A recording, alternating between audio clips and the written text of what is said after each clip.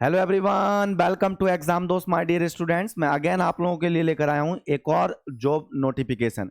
और ये job notification है आपका BHEL में। जैसा कि आप लोगों को पता होगा कि पीएसयूज का मोस्टली पीएसयूज का जो इस साल आपको देखने को मिल रहे हैं वो सारे के सारे अपना एक सेपरेट सीबीटी है ना, कंप्यूटर बेस्ड टेस्ट करा रहे हैं, मतलब सेपरेट एग्जामिनेशन करा रहे हैं जिसके थ्रू वो रिक्रूट कर रहे हैं।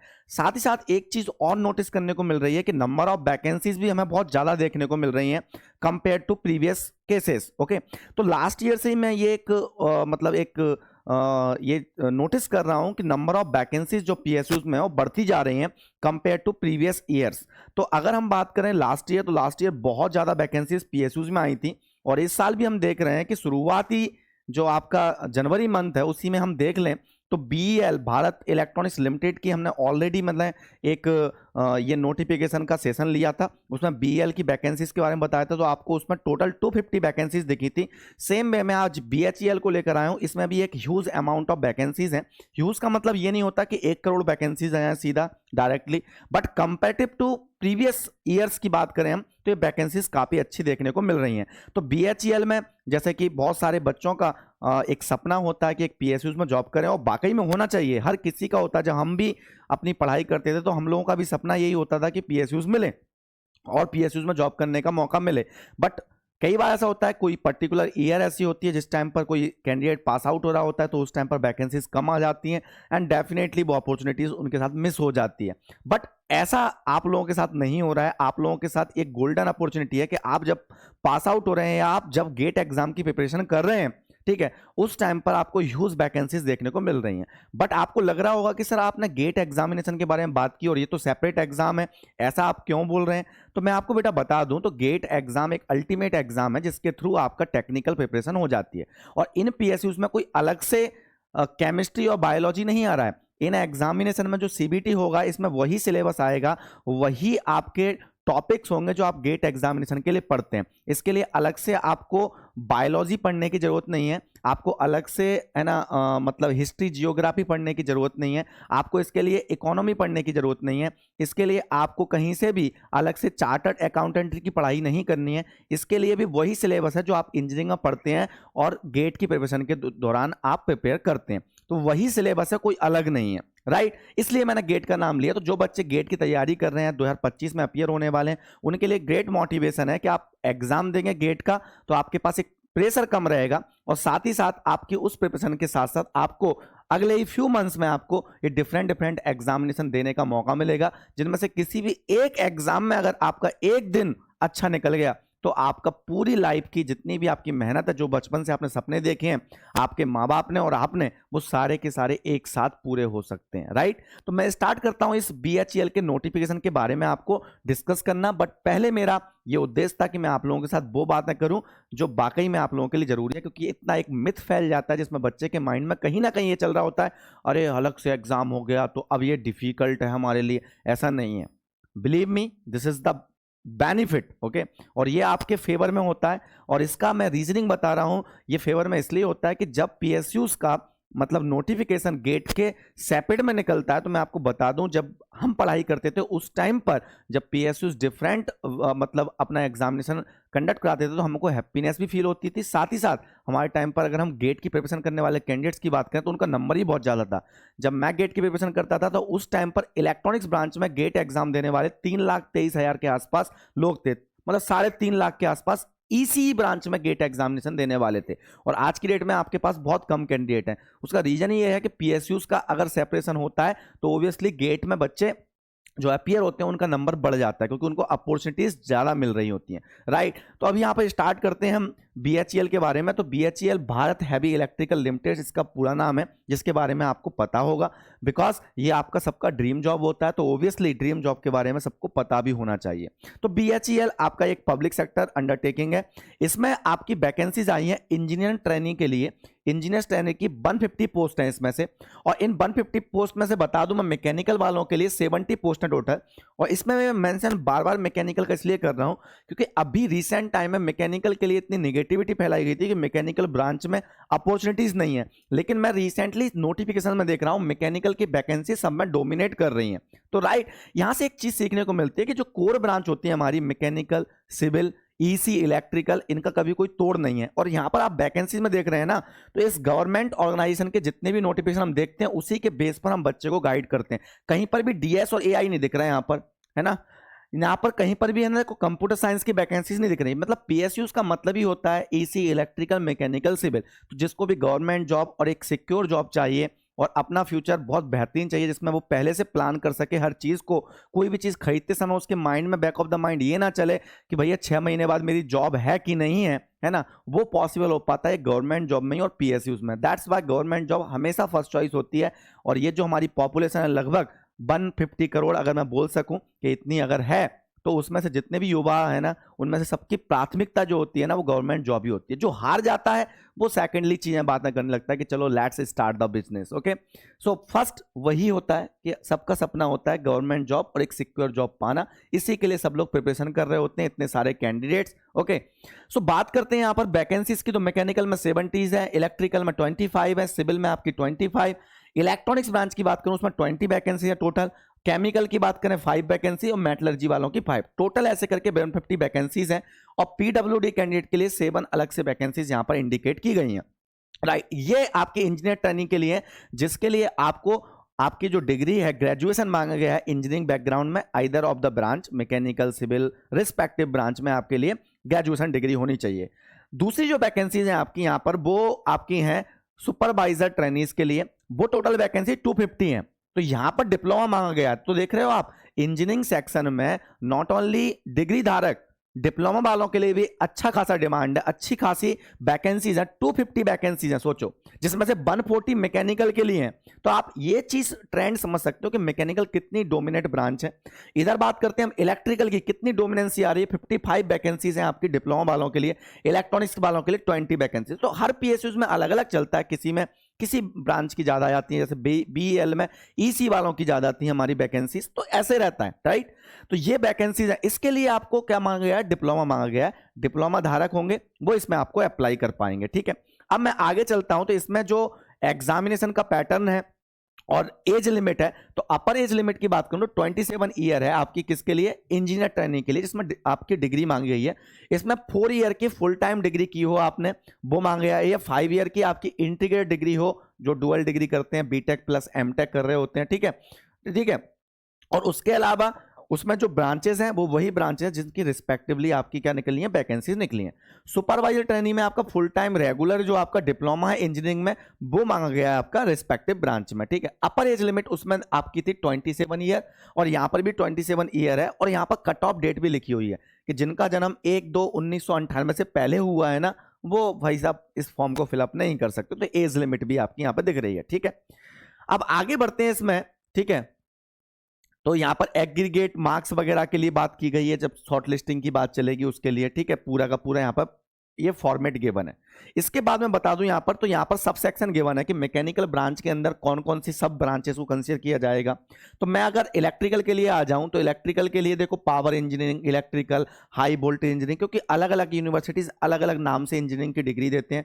या बच्चा जब एडमिशन ले रहा होता है तो वो कई बार सब सेक्शन में एडमिशन ले लेता है, जैसे कि ईसी इलेक्ट्रिकल का एक कंबाइन हो जाता है, ट्रिपल ई ब्रांच करके होता है, electronics and electrical engineering, like that. Okay, तो उसकी वजह से यहाँ पर मेंशन है कि वो किसमें अप्लाई कर सकते हैं। इलेक्ट्रॉनिक्स वालों के लिए भी यहाँ पर मेंशन है आपकी ब्रांचेस, सब ब्रांच, सिविल वालों के लिए भी, केमिकल वालों के लिए भी, मेटलर्जी के लिए भी।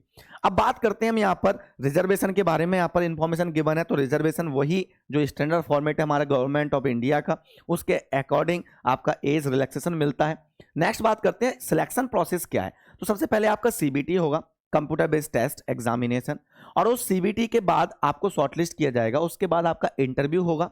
अब यहां पर जो वेटेज रखा जाएगा वो इस टाइप से रखा गया है कि 75% आपका सीबीटी का स्कोर कंसीडर किया जाएगा एंड 25% आपको लिया जाएगा इंटरव्यूज। ठीक है, इस टाइप से आपके मार्किंग डिसाइड की जाएगी। उसके बाद आपका फाइनल सिलेक्शन हो रहा होगा। यहां पर जो इंटरव्यू के लिए कॉल किया जाएगा वो 1:5 में किया जाएगा। ठीक है, ठीक है, इनिशियली मतलब शॉर्ट लिस्टिंग 1:5 में की जा रही होगी यहाँ पर। तो ये सब चीजें यहाँ पर मेंशन है आपकी। तो आपको सिंपल बात जो ध्यान रखनी है, क्योंकि आपको इससे क्या मतलब कि कितने कैंडिडेट्स को बुलाया जाएगा क्या है, क्योंकि प्रिपरेशन के टाइम पर बच्चा इन सब चीज़ों के बारे में नहीं सोचता। मेन फोकस होता है कि प्रोसीजर क्या है और क्या हमसे एक्सपेक्टेशन रखी जा रही हो, कितनी वैकेंसीज हैं।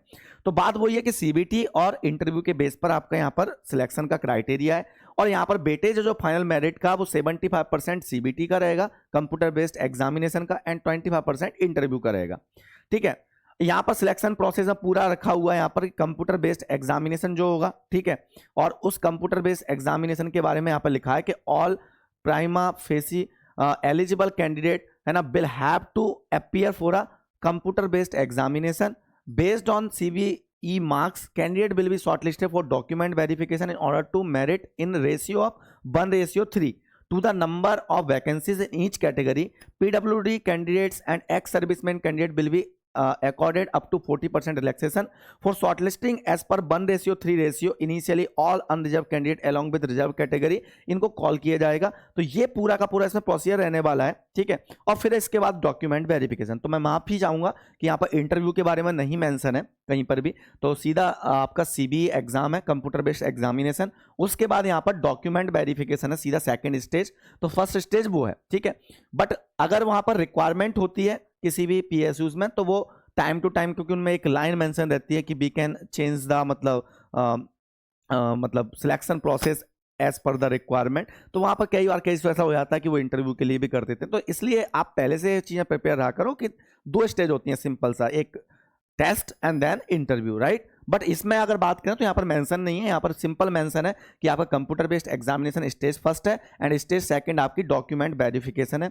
फिर बात करते हैं हम कि यहाँ पर कितना आपको मतलब सैलरी मिलेगा, कितना पैकेज है ना, क्योंकि यही सबसे इंपॉर्टेंट और ये सबसे मतलब आज की डेट में जो महंगाई बढ़ रही है स्पाइक की तरह, उसके केस में आपको रेम्यूनरेशन कितना मिल रहा है वो बहुत इंपॉर्टेंट रोल प्ले करता है। लेकिन यहाँ पर बात आती है PSUs की ना, तो PSUs में सबसे खास बात है कि यहाँ पर है ना आपको जो मतलब अर्निंग होती है वो बहुत बहुत ब्यूटीफुल होती है।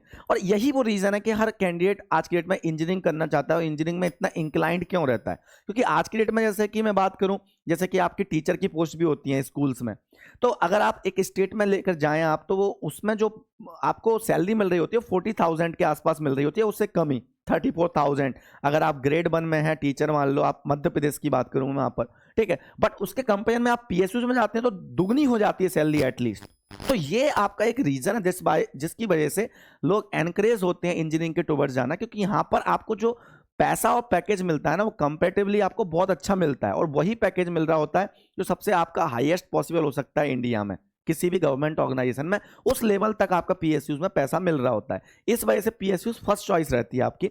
तो यहां पर देखें इंजीनियरिंग ट्रेनिंग के लिए जो 2 वैकेंसीज हैं उसमें देखें हम, तो यहाँ पर इनिशियल पे जो है ना आपका ट्रेनिंग के ड्यूरिंग 1 साल में वो 50,000 पर मंथ है। और ये 50,000 पर मंथ को आप लोग हल्के में ले रहे होगे, लेकिन आप इसको लॉजिकली सोचें तो ये जो भी प्रेजेंट आपके गवर्नमेंट, आप स्टेट गवर्नमेंट में चले जाएं, आप जो भी आपकी वैकेंसीज हैं उनसे कंपेयर करें आप, उसके कंपेयर में आपकी ये फर्स्ट ईयर के ट्रेनिंग पीरियड का पैसा है। उसके बाद जब आप फाइनली आप सेकेंड ईयर में जाते हैं आप बिल्कुल इसमें, तो बेसिक पे 50,000 आपको ड्यूरिंग ट्रेनिंग मिलता है। ठीक है, और उसके बाद अगर आप बात करते हैं after successful completion of training the trainees will be absorbed as engineers in the scale of pay 60,000 to 1,80,000, जिसमें से आपका बेसिक पे 60,000 है, उसके अलावा अदर अलाउंसेस हैं आपके, जो अदर बेनिफिट्स आपको मिल रहे होते हैं। और ये बहुत ही मुश्किल से आप चाहे स्टेट PCS के थ्रू भी जाते हैं ना, अगर आप उसमें एक ईमानदार कैंडिडेट हैं, आपके बैक ऑफ द माइंड कभी भी बचपन से ऐसा नहीं है कि मुझे कुछ गलत काम करने हैं, और बाकी में किसी के माइंड में नहीं होने चाहिए ये चीज़ें, तो उसके केस में अगर कंपेयर करें ना तो PSU से बेस्ट नहीं होता कुछ भी। तो राइट यहाँ पर दिख रहा है आपको। फिर आप यहाँ पर इंजीनियरिंग ट्रेनिंग की बात करें, अगर जो डिप्लोमा होल्डर्स हैं तो उनकी रिस्पेक्टिव सैलरी यहाँ पर मेंशन है, आप देख सकते हैं। ये इसमें खास बात है। इसके बाद मैं बात करूं, सर्विस एग्रीमेंट बॉन्ड दिया हुआ है, क्या कंडीशन, टर्म्स एंड कंडीशन है, मेडिकल स्टैंडर्ड के बारे में लिखा हुआ है। जनरल इंस्ट्रक्शन में जाऊं तो यहाँ पर आपकी एग्जामिनेशन फॉर्म की जो फीस है उसके बारे में मेंशन किया गया, टोटल 1,072 रुपीज है अनरिजर्व के लिए। SC ST और एक्स सर्विसमैन के लिए आपका ये 472 है। एग्जामिनेशन फीस नहीं है, प्रोसेसिंग फीस ले रहे हैं वो 400 प्लस GST आपको, ठीक है, राइट। तो यहाँ पर ये फीस के बारे में बता दिया मैंने आपको। अब यहाँ पर हम चलते हैं इंपोर्टेंट डेट्स के बारे में जो आपको बिल्कुल ध्यान रखनी है। तो 1 फरवरी से आप बात करें तो ओपनिंग होगी आपकी ऑनलाइन एप्लीकेशन की, इसको भर जरूर देना भाई सब, सबके सब। सेकंड है आपका closing of online submission of application, वो 28 फरवरी है। 28 फरवरी को आपका ये क्लोज हो जाएगा आपका। उसके बाद एग्जामिनेशन की तारीख देखो, डेट देखो, 11-12 अप्रैल या 13 अप्रैल 2025 आपकी डेट लिखिए। एग्जैक्ट डेट जो है आपको वो आपको बता दी जाएगी, है ना। जैसे ही आपको इन्फॉर्म कर दिया जाएगा इधर ईमेल के थ्रू और आपके मैसेज के थ्रू, अगर आपका वहां पर नंबर भी लिया जाएगा तब, ठीक है। तो these dates are tentative and may undergo change. Any changes in this date or other information shall be displayed on our website. अब देखो ये जो लाइन होती है ना, other information shall be displayed, इसीलिए मैंने बोला कि जैसे मान लो इंटरव्यू नहीं लिखा है, मान लो उनको एट द टाइम लगे कि नहीं हमें ऐसा डिसीजन लेना चाहिए, हो सकता है नो डाउट, तो वो वहां पर इंटीमेट कर सकते हैं आपको कि हाँ इसके बाद ये सेकंड स्टेज भी है। तो ऐसा नहीं है कि मतलब कोई रिजिड चीज नहीं होती है, अपने स्वाधीन है और ये अपने अकॉर्डिंगली चल सकते हैं। और बिल्कुल बैक ऑफ द माइंड जितने ही बच्चे इसको देख रहे हैं, बिल्कुल ही बैक ऑफ द माइंड ये चीज़ मत लेकर आया करो कि जैसे मैं प्रीवियस सेशन में देख रहा था कि सर अलग अलग PSUs के एग्जाम होंगे तो लीकेज की प्रॉब्लम होगी, ये होगी। देखो किसी एक चीज मछली मतलब एक मछली गंदी होने की वजह से पूरा तालाब गंदा हो जाता है, ये वाली जो कहानी है ना वो देखने में अच्छी लगती है, बट ऐसी हकीकत नहीं हो रही होती है ना।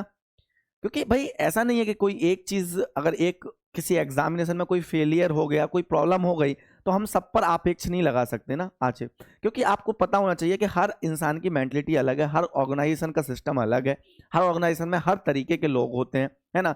आप भी अपने सराउंडिंग में अलग अलग तरीके के लोग देखते होंगे, हर फील्ड में देखते होंगे। आप टीचर्स भी आप पढ़ते हैं जिनसे, उनमें भी आपको अलग अलग टीचर अलग अलग टाइप से दिखते होंगे। कई टीचर की आंखों में आपको सच्चाई दिखती होगी, कई के आपको लगता होगा कुछ अलग फील होता होगा, सब चीज़ें हैं यार।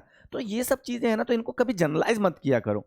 यही एक प्रॉब्लम है जो समाज को कहीं ना कहीं खराब करती है, जो हम जनरलाइज करके अपना एक थॉट प्रोसेस क्रिएट कर लेते हैं कि भाई ऐसा है, ऐसा नहीं होता है, राइट।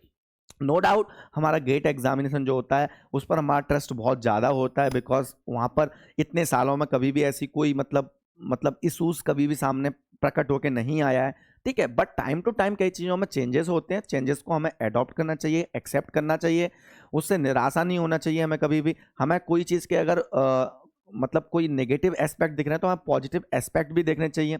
तो पॉजिटिव एस्पेक्ट जो है मैंने बताया आपको लास्ट सेशन में, आपने देखा होगा।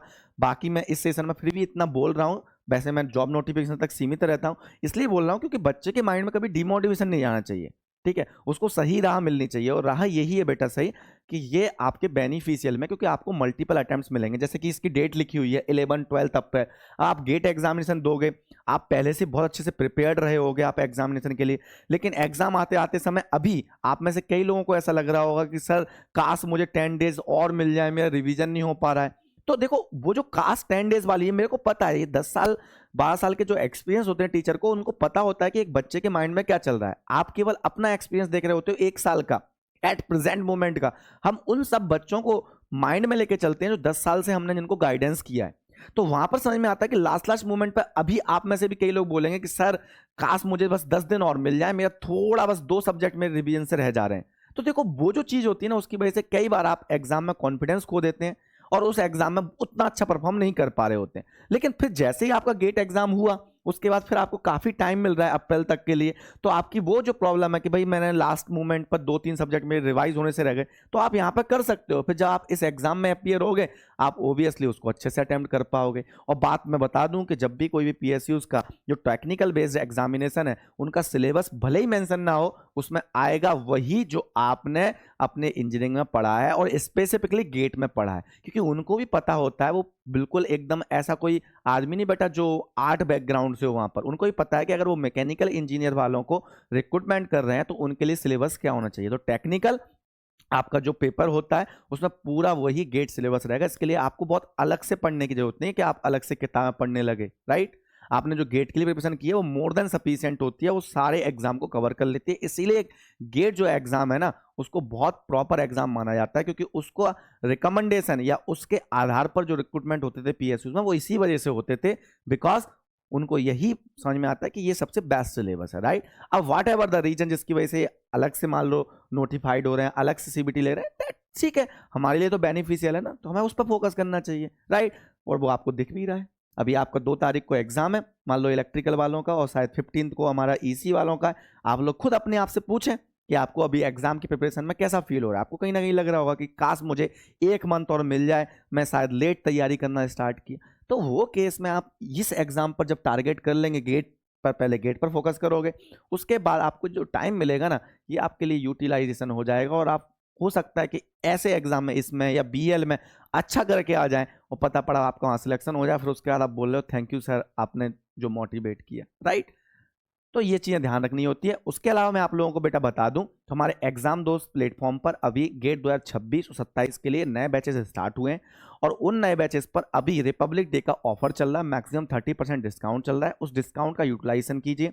एग्जाम दोस्त के बारे में आपको बता दूं, वैसे सब लोगों को पता है, ईसी इलेक्ट्रिकल इंस्ट्रूमेंटेशन के लिए बहुत फेमस प्लेटफॉर्म है, क्योंकि इसमें जो टीचर्स जुड़े हुए हैं, हम साथ में पढ़ाते हैं, वो सब कहीं ना कहीं पुराने जितने भी स्टूडेंट्स हैं वो उनसे आप पूछें तो उनमें, उनकी सक्सेस में कहीं ना कहीं हम लोगों का सबका कंबाइंड हाथ रहा होगा, है ना।